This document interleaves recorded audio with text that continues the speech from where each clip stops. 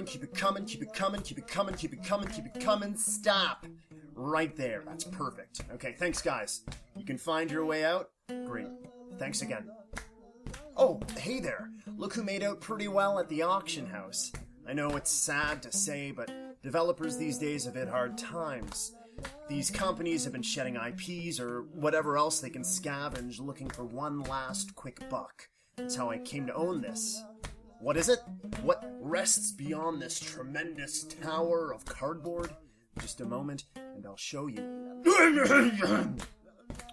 Woof. Bark. This, my friends, is a glorious chunk of the past. A piece of perpetual peculiarity since I was a pup. Do you remember the early 90s?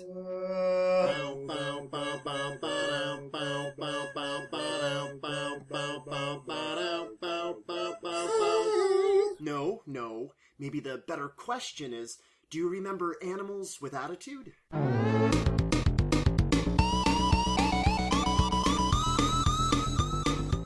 In the early 90s, a blue rodent streak simulator entranced Gen X gamers. It was new, it was popular, and it moved a hell of a lot of consoles.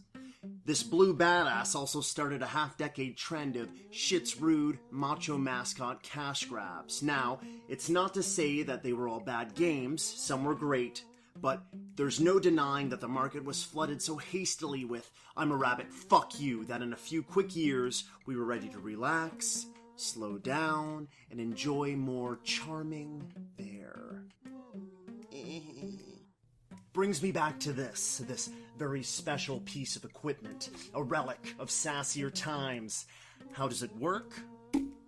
You see, the machine randomly takes some creature, makes it rude, and gives it some sort of special ability.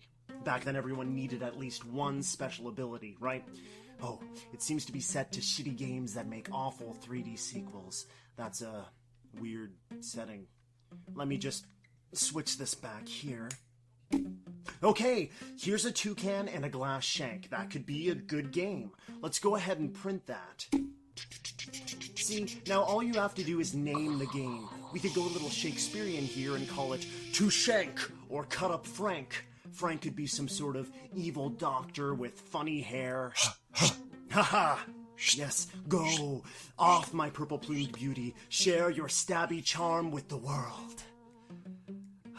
Let's give it one last try. Oh, what's this here? Oh, fucking A. Possum in a jetpack. Woof! If that doesn't bring me back to an amazing game. Good God. Rocket Knight Adventures for the Sega Genesis and Mega Drive.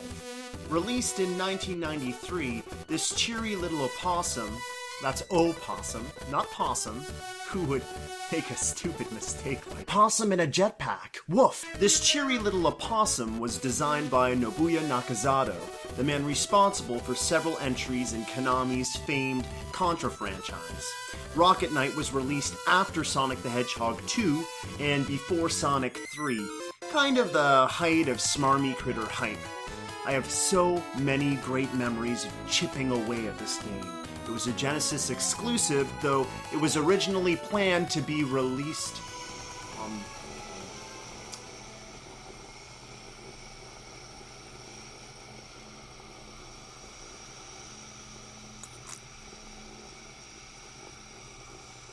The first thing any legitimate adventurer should do before jetting into gameplay is look through the instruction manual.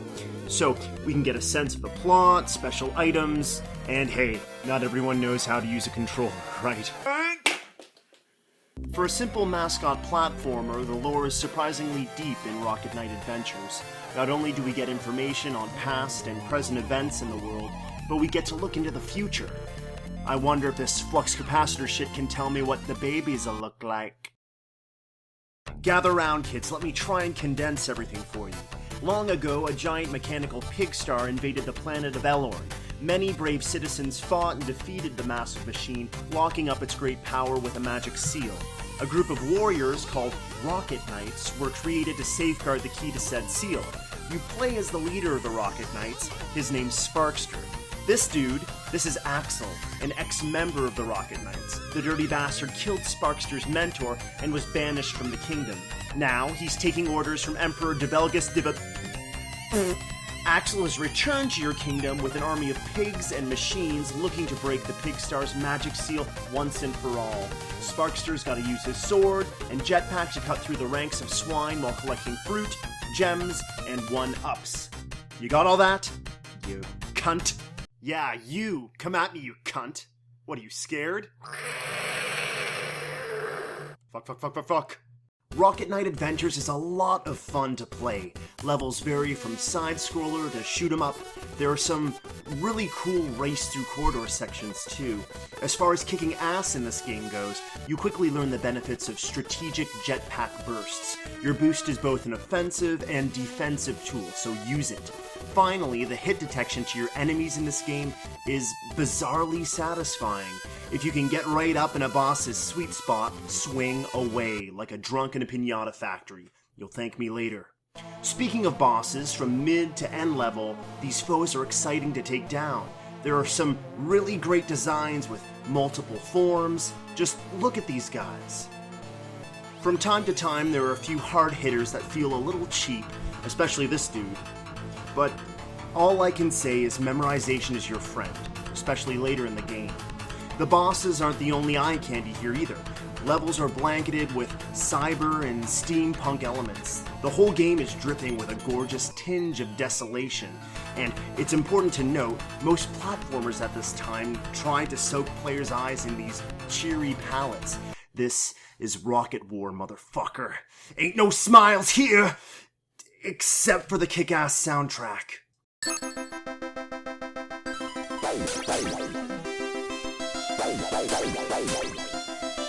That was Rocket Knight Adventures, a brilliant Konami release from a time of cookie-cutter character platformers. A fucking good game.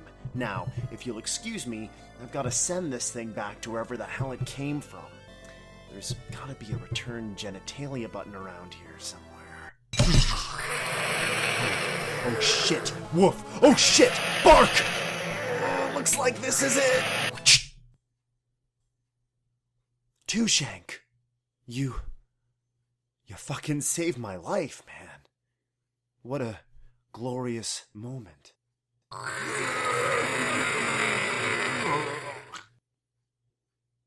Well, thanks for stopping by. Subscribe for more of this, I guess. I'm a dog, and that was a game. See you next time.